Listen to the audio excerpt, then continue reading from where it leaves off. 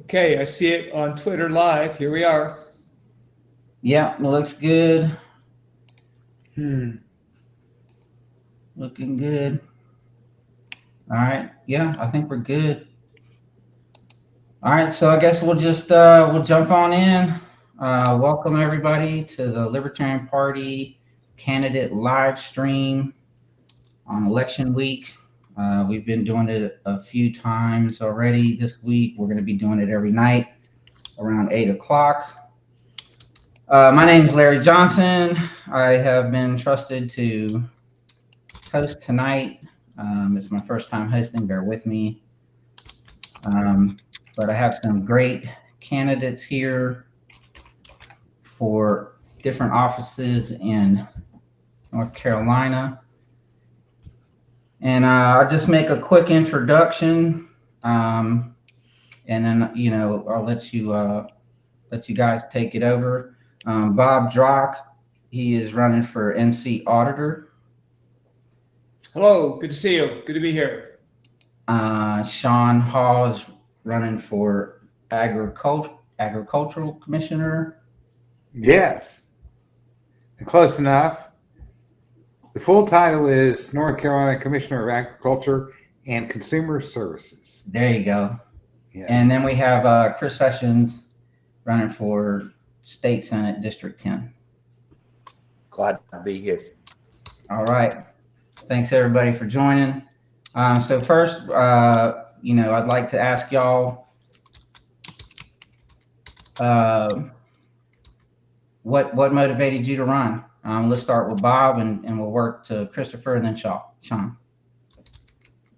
Yeah, thanks. So a couple reasons I'm running for North Carolina State Auditor. One is that the requirements of the job line up very closely with my background and experience, right? I'm a certified management accountant. I've been a certified management accountant for 30 years. I took a 5-part exam right out of graduate school, passed the exam, and for the last 30 years, I've been taking 30 hours of continuing professional education every week, or every year. And so that's kept my skills current and sharp. I've got a graduate degree in business from Stanford University. I worked for 4 years, a little over 4 years at Deloitte, which is one of the world's largest accounting, audit, tax consulting firms. And I've worked in a lot of businesses doing things like writing procedures, information systems management, internal audit, and then working with external auditors. So it's just a great fit for my background and experience. And I believe in public service, right? Early in my career, I was a Peace Corps volunteer. And I didn't serve in the military. I do respect everyone who does their service in the military, but I did my service in the Peace Corps. I taught physics in secondary schools. And so I believe that national service is an important part of how we give back to our community. So you tie all that together, and running for state auditor was just a fabulous opportunity. I'm very excited for the job. I'd love to do the work. As a third-party candidate, it's a bit of a stretch. But as we talk today, you'll see why my experience, being competent and qualified, and also being independent, those are 2 key reasons that I should be the next North Carolina State Auditor. So I'd really love the opportunity. It'd be fabulous work. It'd be fun to work with the people at the State Auditor's Office and really set the tone for excellent financial management in state government. So I'm really looking forward to the race and catching up on the status of the campaign with everyone tonight. Yeah, I think there's a saying, I don't remember the exact terms about your opponents. They're both lawyers. Yeah, it's really crazy. It's a head scratcher, right? Why the heck would the major parties put lawyers up for an auditor job? Everyone knows that when you're getting audited, if the IRS is auditing you, you want the accountant, right? It's an accounting job. So it's just a great example, Larry, of how the major parties have let people down, right? They don't always offer the best candidates to the voters. And that's the vital importance of third parties, and especially the Libertarian Party, because we bring you qualified, competent, principled candidates for as many offices as we possibly can. And that like in the state auditor's race, we give people the best choice. Yeah, thanks for pointing that out. People need to see that Bob Drock is the qualified independent choice for state auditor. I agree. Chris, you want to tell us a little bit about yourself and what got you motivated to run? Don't mind my dog; he's just wanting some attention. Oh no, this is the start of the show.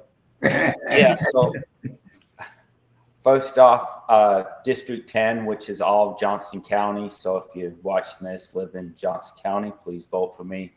Why I decided to run, I've been involved with the Libertarian Party for quite some time. I joined the party in 2002, but I've been voting Libertarian since the 90s.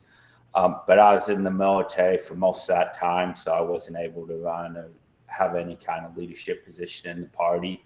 So getting out of the military, decided that it's time to kind of step forward and get the message of small government solutions out there. And also as a veteran, address some of the things that are important to veterans, low taxes, lack of government intrusion into their life, access to medical marijuana, and protect the guard. Among other things, I think most veterans are small government. There's a reason why they join. They want to protect their freedom. So Libertarian does resonate with them, and it's just kind of where I'm coming from. Right on. Well, we look forward to seeing how your campaign does, and thanks for continuing to spread the message of liberty.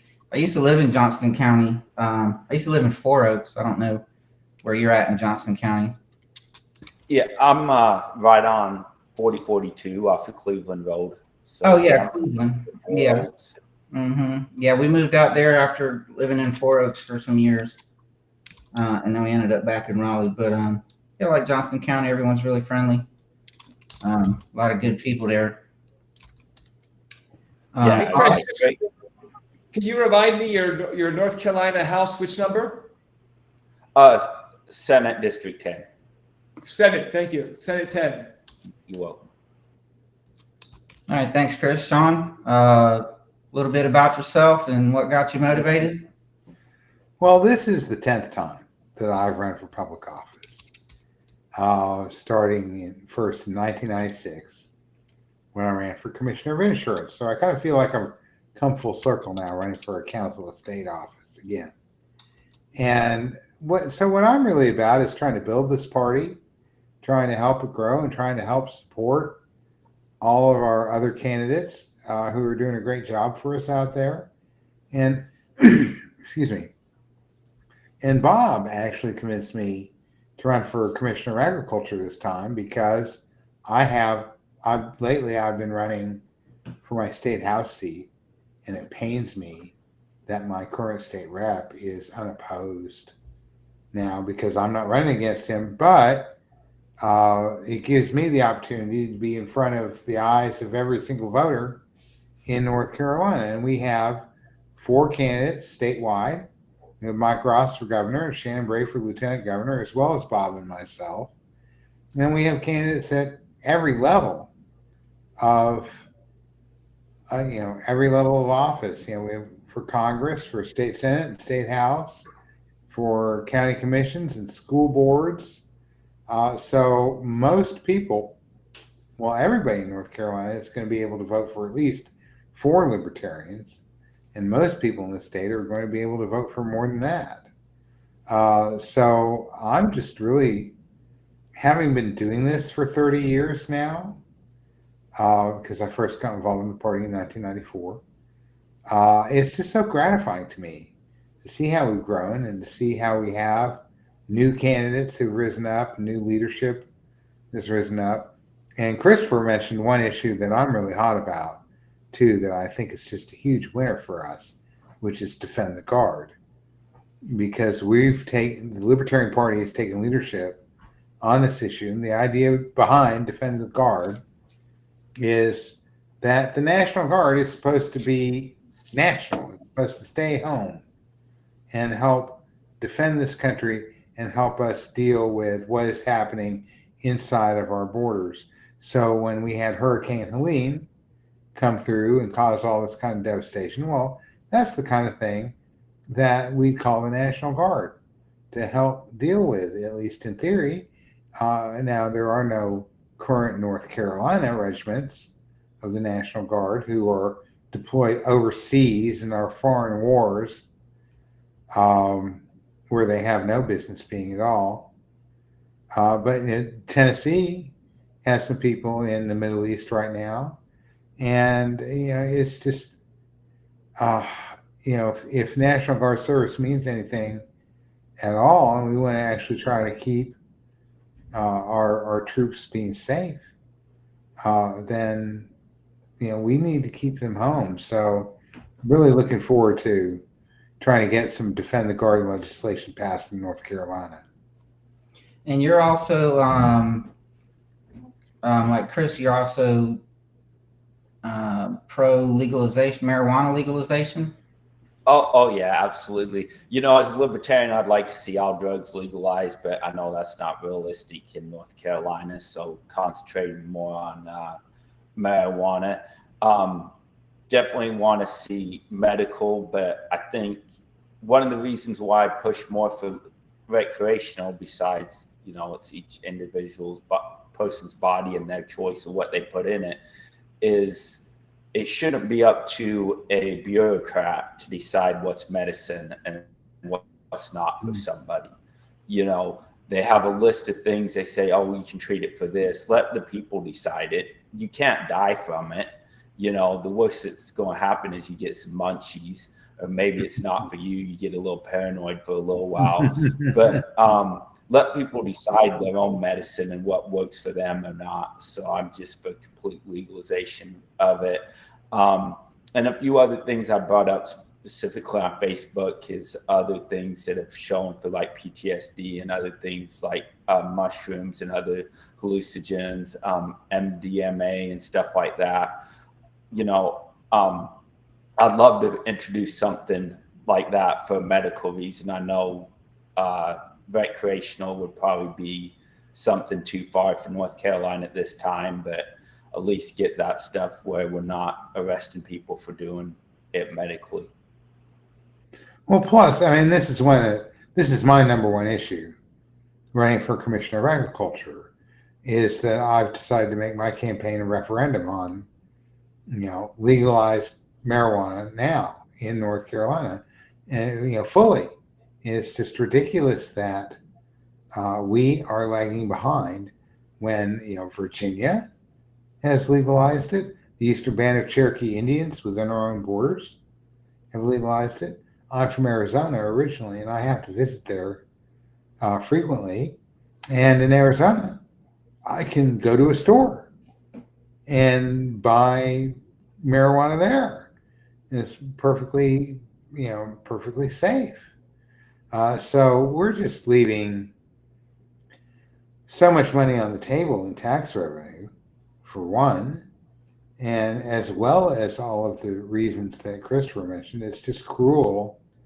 It is a medicine that helps a lot of people. And one thing I found, too, that's very interesting to me, that in Arizona and other states where marijuana was legalized through a public referendum, the number one demographic that voted in favor of it were seniors, 65 and older, because they know this is a medicine that they could use for the aches and pains of old age. Mm-hmm. So we're really behind the times on this issue, and that needs to be fixed right now. Well, are y'all familiar with THCA flower? It's THCA. I've heard some of these things. It's legal. At the vape shops, you can get it over the counter, and I've tried it. I can tell you, I don't really see any difference from THCA and THC. you know, so I mean, I don't understand legislature just having this battle, or maybe they're just unaware of it. I have no idea. But Well, and they just keep trying to ban things like the General Assembly this last session. They just really irk me because they offer this. Okay, well, we'll give you a little bit of medical marijuana that actually nobody really could qualify for in North Carolina. In exchange for that, we're going to ban a whole bunch of other drugs like the gas station heroin or whatever, you know. And they're always trying to find Kratom is another one. yeah, All these things that become available to people, and they just try to keep playing whack-a-mole and stomp it out. And it is a ridiculous form of public policy, and it just, you know, they need to get over themselves. yeah. Yeah. I'm like Chris. Go ahead, Bob. Yeah, I want to kind of take this maybe a slightly different direction, but you know, one of the things I learned on the campaign trail, I was at a candidate's event, and there were several women who spoke very passionately about their right to choose, their body, their choice, and that's a libertarian concept: my body, my choice, bodily autonomy. And so I tied in a little bit to this issue of either legalization or decriminalization, because that's the libertarian position: my body, my choice. I'm not hurting anybody else. I can make my own decisions for my own body. So I don't know if these people who speak passionately on the abortion issue understand what they're really saying. If they do, we're going to live in a libertarian world. My body, my choice. That not only applies to abortion, especially early in the pregnancy, but it applies to drugs like these, certainly non-addictive drugs. And guess what? Most of us work 3 or 4 months a year just earning money for the government. Mm-hmm. We pay sales tax, property tax, income tax, Social Security and Medicaid. The government takes our body for 4 months a year. So I embrace these women who speak passionately about abortion and about their right to choose, because that's a right that we can go a long way with. Not only on the abortion issue, but on all the other things we're talking about. Yeah, I agree. I mean, if we don't own our bodies, what do we own? And that was a lot of what motivated our response to the pandemic as well. Yeah. What vaccines that you take, whether or not you want to wear a mask, and all these things. It's like another controversy that the General Assembly brought up this last session that really irked me was to try to recriminalize wearing a mask.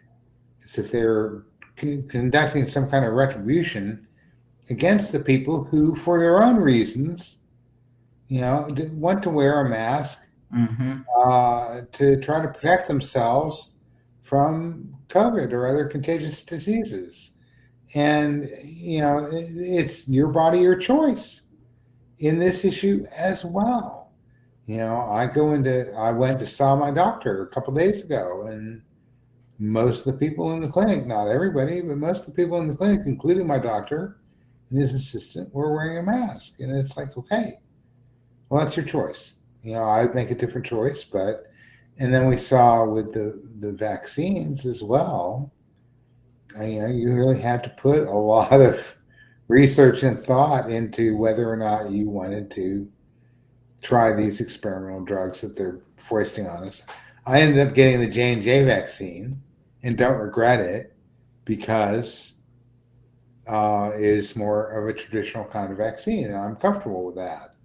And I don't regret that at all. But, people were vilified during the pandemic for trying to insist that it is my body and I'm going to make my choice. Yeah, it was a crazy time. I mean, I can remember my anti-deregulation friends being the first to get the vaccine. and then my pro deregulation friends denying it. So it was a really odd time warp going on there. I don't know. It was a really weird situation. But yeah, I'm like you. I mean, you do what you think is best. You consult with experts that you trust, and if you're not hurting nobody, do your thing.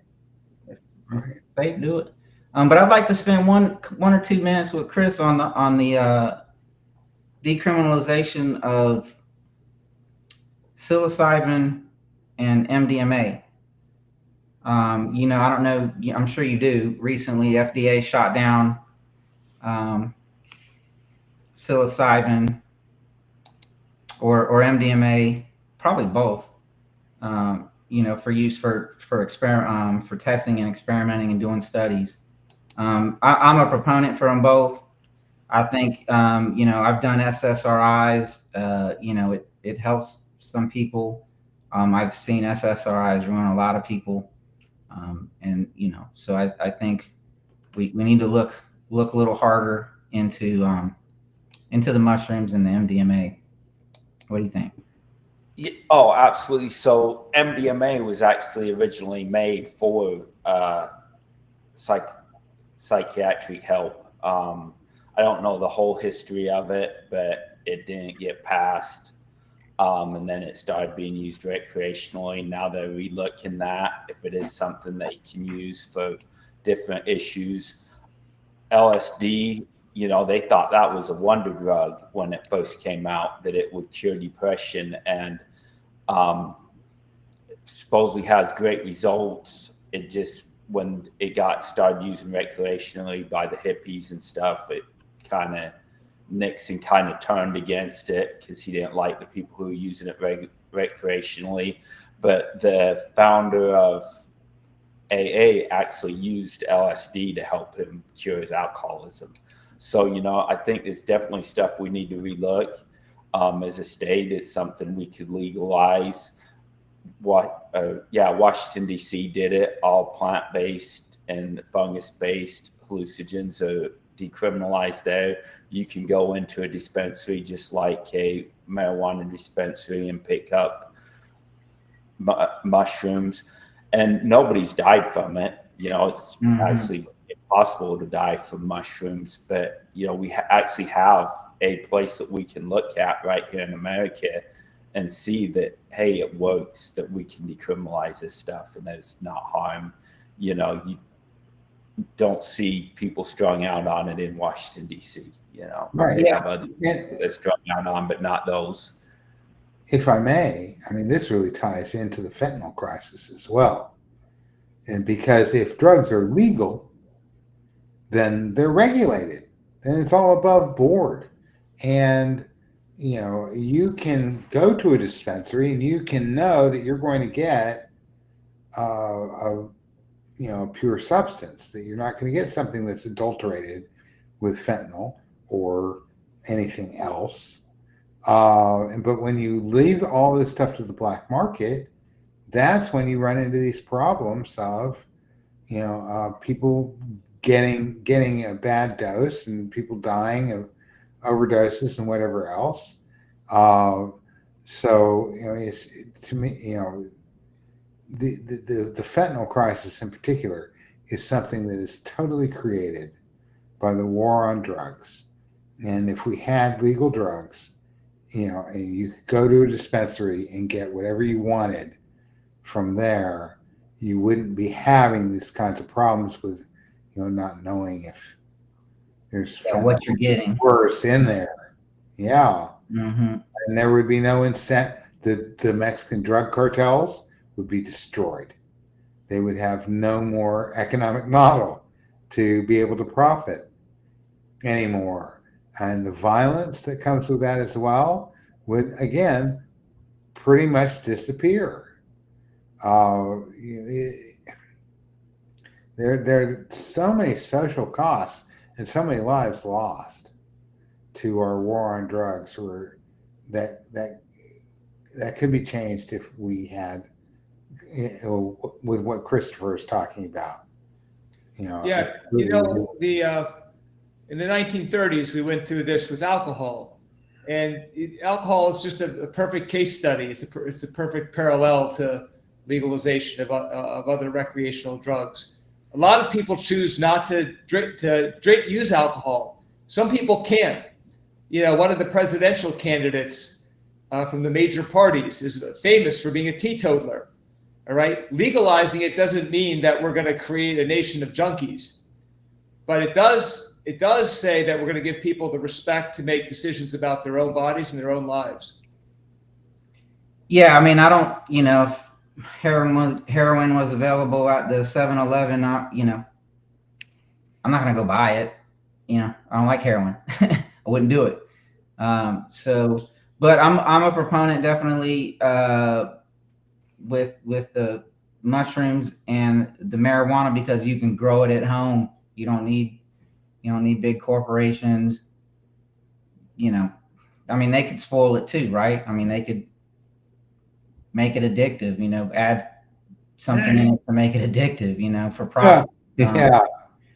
So, I mean, it's an excellent point, because, I smoked cigarettes for 36 years, and I worked with people in mental health clinics too. And I remember one guy in particular, it's like we were outside together on a cigarette break, and he's like, yeah, kicking heroin, yeah, that was easy. But this, no, I can't imagine kicking this stuff. It's really hard. So it's not like you can trust corporations to that's have right. our best interests at heart or anything, Yeah. But there it's would be still some a much better regime than making it illegal and leaving it to the Mexican drug cartels. Exactly. Mm-hmm.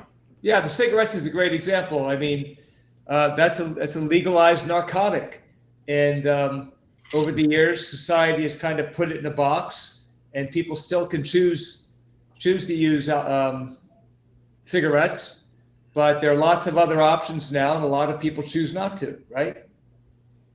Yeah, I don't do tobacco anymore, but I'm still the nicotine. Like if I could figure out a way to get off the nicotine, man, I'd be happy. But it's like, and if I don't have it, I'm like, I'm losing my shit.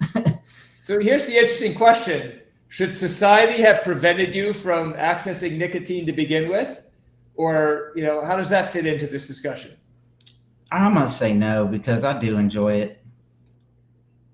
I get a little pep in my step, and I don't know. Maybe I'm just become habitual with it and have accepted it.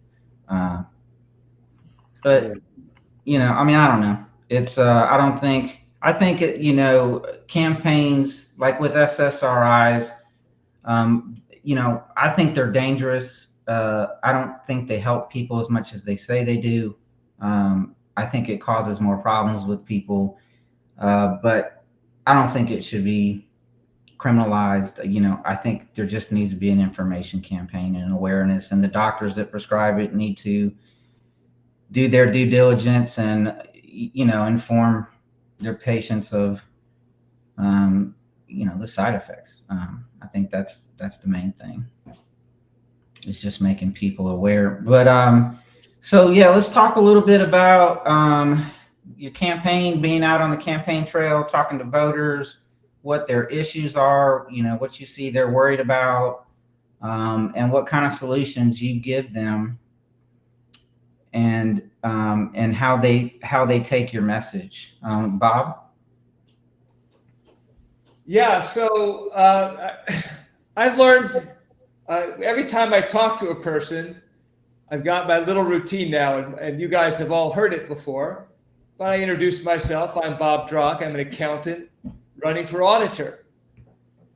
And then I just stop, and people look at me like, well, no duh. Of course you're running for auditor if you're an accountant. So then I milk the pause as long as I can, and I just say, I'm the only accountant running for auditor. And we all have a laugh. And that's basically my interaction with the last 10,000 voters that I've met at different the state fair, different tabling events, canvassing, or just, I buy a hamburger and I tell people to vote. I ask people to vote for me. So. Yeah, I mean, that's a big sell. I mean, you're the only accountant, running against 2 lawyers for audit. I mean, like I said in the introduction, it's just such a classic example of how the two-party system has failed us all. And a lot of people that message resonates. My polling is, only about 5%, but there are still 20 to 25% undecided. And, hope never dies. Those undecided people are thinking hard about voting for Bob Drock. In fact, I put out a tweet on my account on X. I gave everybody in North Carolina permission to vote for a third-party candidate. Because it's like when you do polling of people, 65% of the people say, yeah, we need a third party. So here we have the perfect situation for a third party. A lot of people don't really care about the auditor, right? It's an important role in government, but it takes a little bit of work to understand what they do and how it benefits you. Certainly, the auditor needs to be an accountant, and being independent is important to be the auditor. So it's just a perfect opportunity for everyone to vote for the independent qualified candidate. So I want to give everyone permission to vote for me.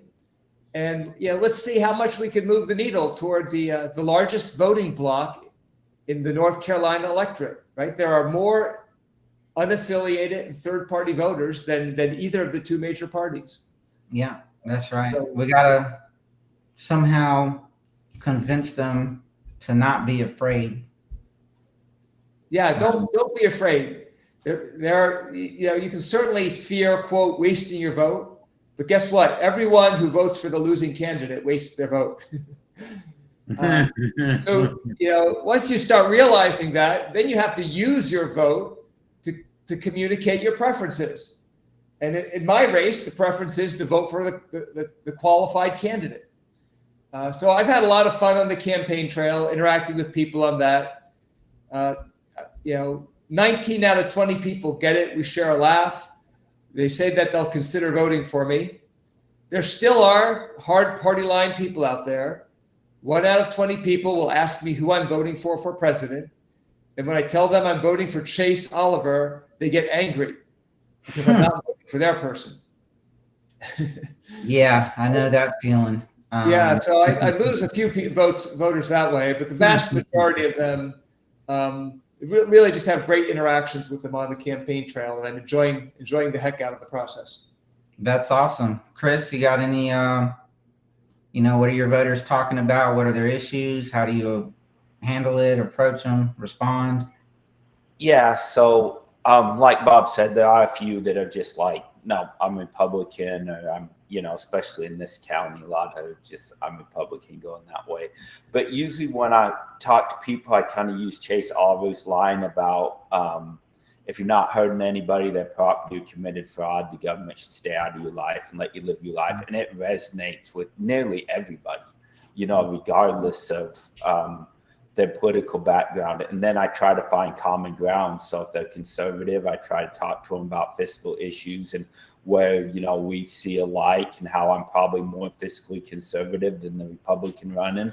And same thing with, if I talk to somebody that's more liberal, I try to go with those issues and just say, hey, I'm very socially liberal, and kind of, see what we agree on, instead of trying to get in big political debates and arguments with people. I try to find the common ground, and for the most part, that's worked.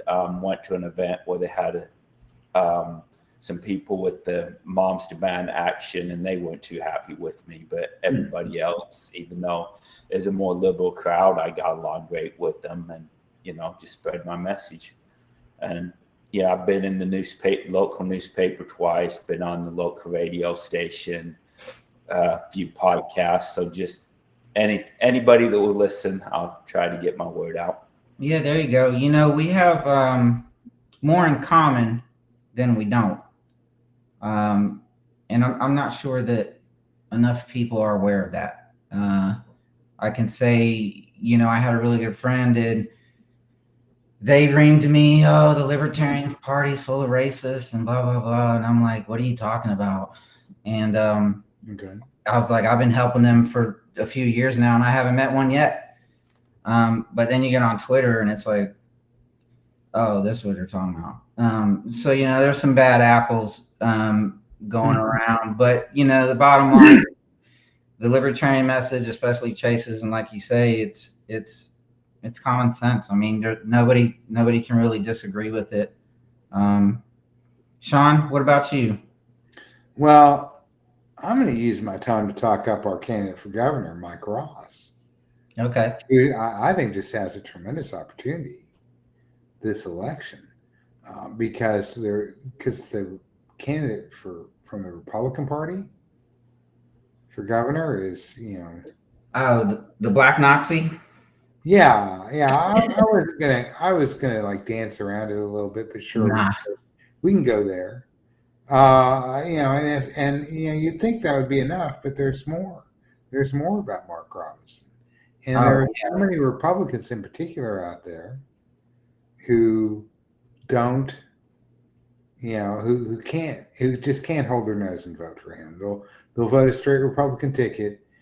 Polls show that there is like a 10 to 12% gap that are, who will vote for Trump, but who will not vote for Mark Robinson. Oh, really? And because that race is already pretty much decided, that frees up all voters to have an opportunity to vote for Mike. Because people who were thinking, oh, maybe I have to vote for Josh Stein because it's going to be really close, and I have to make sure the Democrat wins. Well, no, it's not.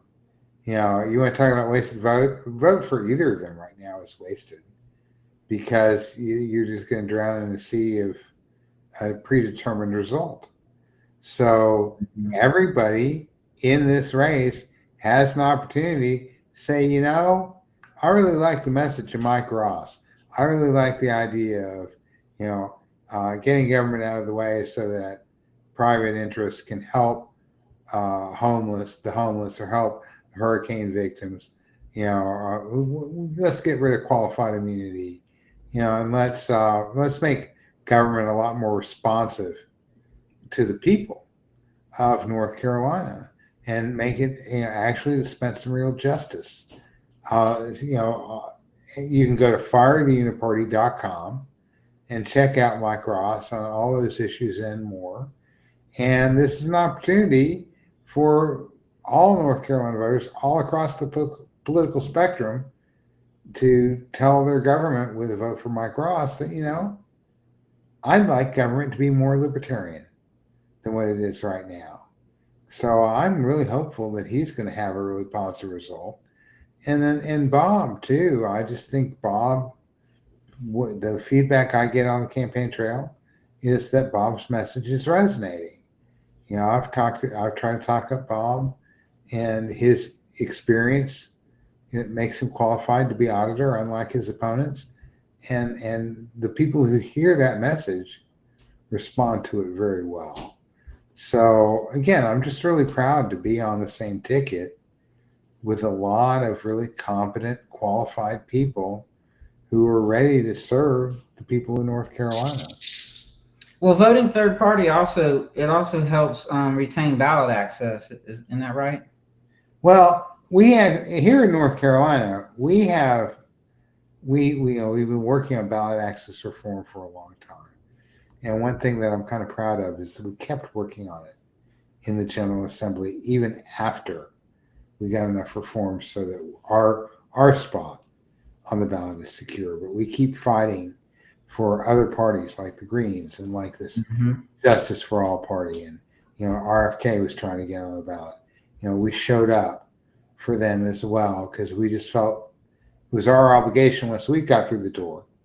We need to hold it open for everybody else so that the voters in North Carolina can actually have choices and actually be able to vote for something they actually believe in instead of voting against what they fear the most. And I'm really proud of that history that the Libertarian Party has with that. But just as more and more people get and at the national level too. I mean, if you vote for the Republicans or you vote for the Democrats, you're voting for genocide. You're voting for perpetual war. You're voting for continuing to hand over our economy to corporate special interests. And it is so important to have that voice out there that shows another way. That we can have a society without war, and we can have a society without inflation, and without having to answer the demands of crazed billionaires, who have the support of government because they're billionaires.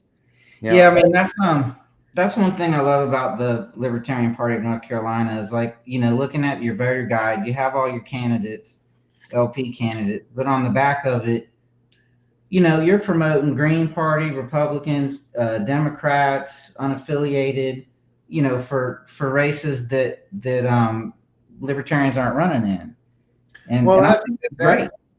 Well, we got to work with everybody. I mean, one thing we understand is that once we start winning races and we start getting in here, and having to actually try to change public policy in the General Assembly or in Congress or on county commissions, we have to work with everybody else who's up there.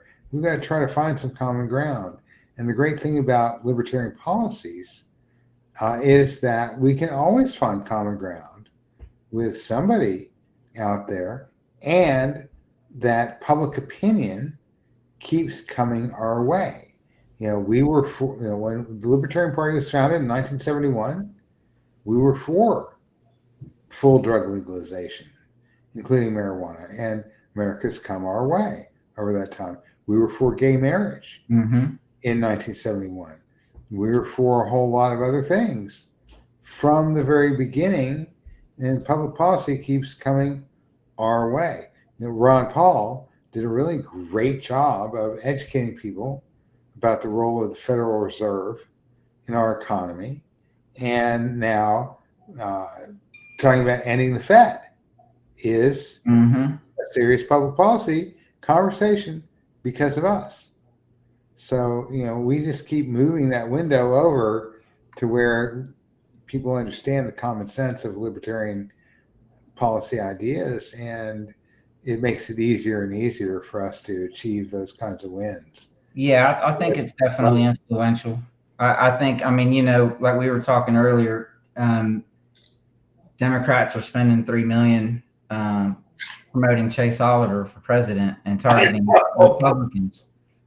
Well, I had that happen to me when I was running for U.S. Senate in 2014.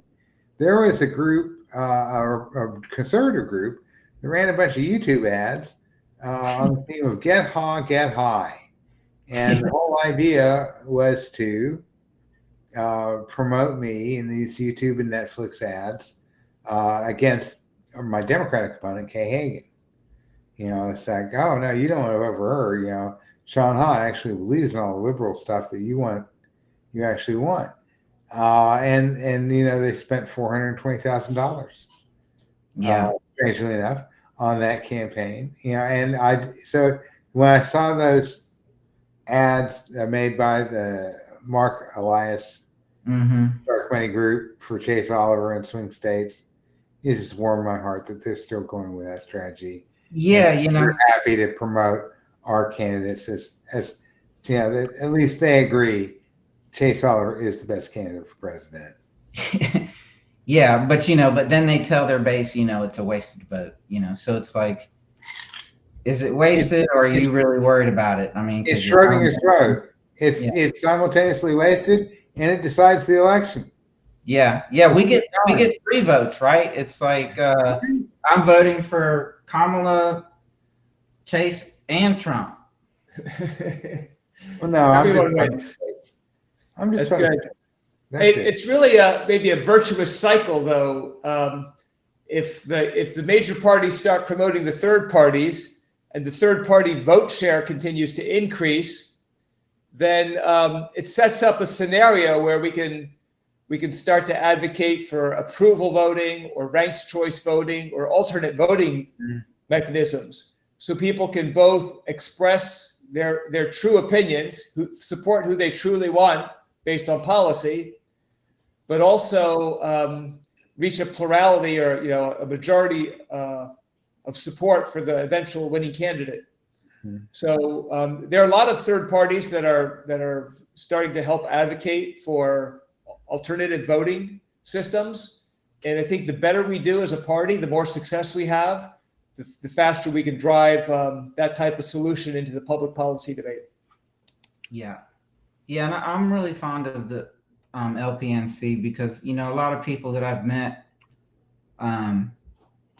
they promote love and empathy, and I think that's something that the two-party system, I think the two-party system, you become enemies, right? You're enemies, and it's like I have friends that are Republicans, friends that are Democrats, and we got to be enemies. Why we got to be enemies? I mean, I don't even know. I don't get it. I'm not against you. I don't hate you. I just want to be left alone. I don't want government messing, telling me I can't do this and that with my own body, or, like Bob said, taking 35% of my 40% of my income. Just simple things. So yeah, we got about 10 minutes. I guess we can talk about what you got planned for the rest of the week. I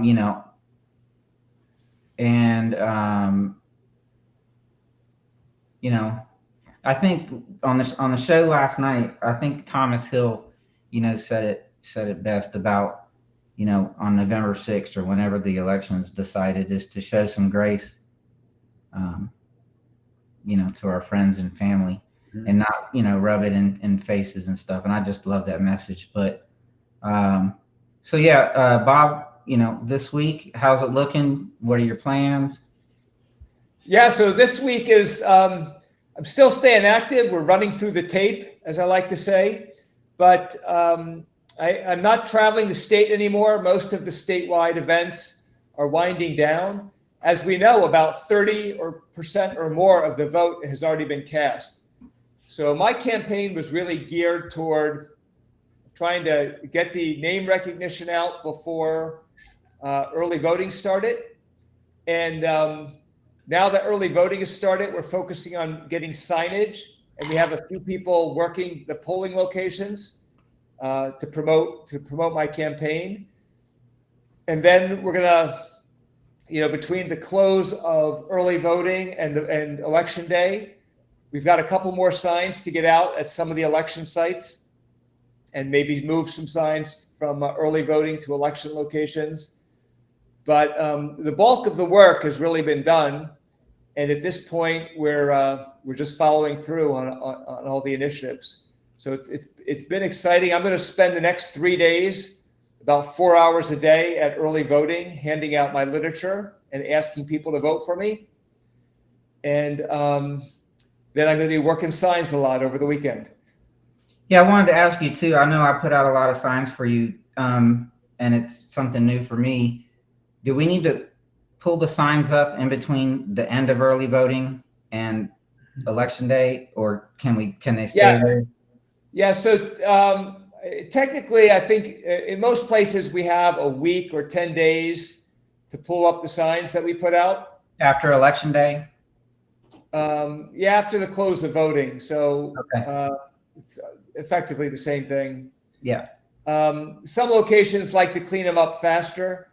The last election cycle, I put out signs for somebody, and I went to collect them, and they were all taken up already. Mm-hmm. But I would appreciate people that have put out signs, or just anybody around the state who sees one of my signs after the election, pull it up. Let's be good stewards, good neighbors, and kind of what we were saying about loving each other after the election.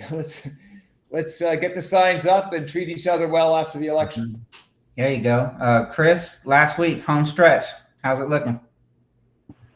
So I work full time, so most of my stuff will be on social media. Then I'll be back on here Monday, and that's most of it. And if I find anybody that wants to have me on another podcast or anything, I'm out spreading my message wherever I can. But I'm not doing a whole lot of events or working the polls or anything like that. Okay. Well, I'm gonna have to. I don't think we've connected on social yet, but I have to find you on there and help share your message. Yeah, let me get it. So my Facebook is Sessions for NC Senate. My X is at Sessions for Sen. And then I also have a page on the Libertarian website, which is LPNC.org/sessions. So Okay. those are my media sites. All right, Sean. Last week, how's it going? Well, What's gonna happen? I'm serving Bob right now, really, for the most part. I'm putting out yard signs at the election day precincts. And I found that I'm like one of the first ones to get out there on these election day only precincts, which is positive and negative. Positive is I get to pick my spots. Thank you. Negative. Oh, glad to be of service. But then I'm putting out signs for Mike Ross and Chase Oliver too. But the downside is, of course, by Tuesday they'll be in the middle of this whole big sea of signs. And I do find it really amusing that these yard signs one day are vibrant political speech, and then the next day they're garbage on the side of the road. So, after the election, I do want to spend a lot of time collecting as many of these signs as possible. The Wake County LP is particularly interested in saving all of the non-broken H-frames. Mm-hmm. We'll use them again, and they'll save them some money. Yeah. For the next campaign. But yeah, and just sort of bring it back around to Thomas Hill's message of so many people are just so incredibly invested in one particular result in this election, and that means half of them are going to be really, really upset and really despairing on Wednesday of next week. Yeah. And now I was really looking forward to taunting them all, but I think that Thomas is right. I have to admit that it is a time for us to show grace, even to the people who are really critical of us just for showing up, and even to the people who are going to blame us for their loss. Because if we want to try to end these culture wars in this country and these, wars over political ideology and looking for the enemy within inside this country, if we want to get past that, we're the ones who have to set the example. So I really appreciate that message very much. Yeah, I appreciate you guys, holding steadfast to that message. So yeah, a few minutes left. Bob, you got any closing statements, remarks? You want to shout out your websites, how to connect, how to... Just a quick follow-up on the how upset we know half the country is going to be. And the reason they're going to be so upset is the government is too darn important. It's 1/4 of GDP. It's 1/4 of the economy. It controls so many aspects of our lives. A lot of what it controls, we don't need them there, but they're there right now. And because if the other side wins, the government's going to be used against us. Mm-hmm. That's our tax money that the government's taking from us that'll be used in a way that we don't agree with. So it's we do want to approach the election results with grace, but we do want to gently remind people that the stakes are too high and that a lot of what the government's doing needs to be returned to the people so that the stakes are not as high in future elections. Yeah, I saw somebody post on Twitter recently. I long for the day when I can forget about who the president of the United States is for days at a time. And that's exactly the kind of world that we're looking for. It's just to make government functional and, small enough that it is not intrusive in your life. And you don't have to think about, what the president said today or what the governor meddled in today. Mm-hmm. You just go about living your life, and government is not getting in your way. Yeah, we gotta break away from the fear mongering. I think the fear mongering is what perpetuates the two-party system. I mean, Chris, last couple minutes, anything to say? Sway some influence?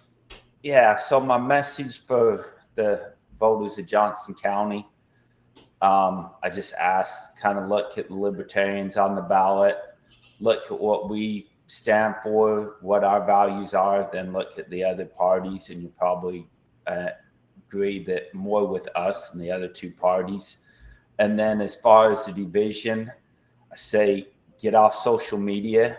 There's a lot of hate going around social media, but if you get out and talk to people, even though you have differences, you probably get along fine. I've been out doing events with conservative people, liberal people, and nothing but goodwill.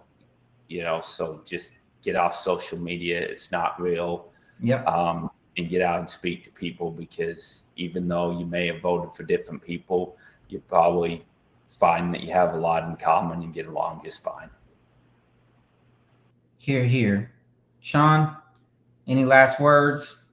Well, I don't know. I feel like I've really, pretty much covered it all. I just want to sort of keep going on in this theme, is especially now, with the conflict in the Middle East and all of these other different issues that are tearing people apart. I just think it's really important to remember who your friends are and to not let your friendships be damaged by differences of political opinion. Of course, I feel very, very strongly about a lot of these things, including what's happening in Palestine right now. But to me, it's really important to, if somebody's on the opposite side of that issue from me, I try to put a little bit of work into maintaining that relationship, because, if I cast them out, who else are they going to listen to? Mm-hmm. If I actually stay their friend, I can talk to them about it, and they'll listen to me, and I'll listen to them, and maybe I'll learn something too. Mm-hmm. It just disturbs me. The culture war just disturbs me so much that generally when people are left to their own devices without the meddling in politics, we get along really well. You go to work, you go out to a restaurant, you go out and live your life, you deal with all different kinds of people in this country, and we get along. That's our natural tendency, is to be happy to be dealing with each other, and live next to each other, work with each other, do business with each other. Just kind of happy that we've cornered the market on that message. Yeah, we just gotta permeate. Live and let live. Everyone wants to be left alone, but some people don't want to leave other people alone. Right. So if you're gonna keep pounding the hammer on other people, expect to get it back. If you want to be left alone, you got to leave people alone. But that's the message. I want to thank y'all for joining us tonight. For everyone watching, like I said, we're going to be streaming. I think Rob Yates is hosting tomorrow, 8 o'clock every night this week. except Thursday. Chase Oliver is joining, and that one starts at 8:30. So do tune in. If you'd like to learn more about the party and the candidates, you can go to lpnc.org, subscribe to the newsletter, get connected with Bob, Chris, and Sean and the rest of the candidates. And, don't be afraid to volunteer. But thanks again so much for joining.